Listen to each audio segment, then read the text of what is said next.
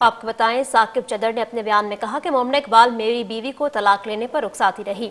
अदाकारा मोमना इकबाल को हिरासत करने और जान से मारने की धमकियां देने का मामले पर लीगी एमपीए साकिब चद्दर का एनसीसीआईए में जमा कराया गया बयान मंजर आम पर आ गया।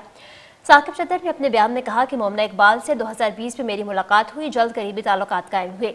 मोमना इकबाल के साथ अंदरूनी और बैरूनी मुल्क मुतादिद सफ़र किए, तमाम अखराजात खुद बर्दाश्त किए। मोमना इकबाल और अहले खाने ने साबिक का शादी और तलाक की मालूमात छुपाई, इल्म होने पर शादी से इनकार किया। उन्होंने कहा कि अगस्त 2025 में मोमना इकबाल से ताल्लुकात खत्म कर दिए।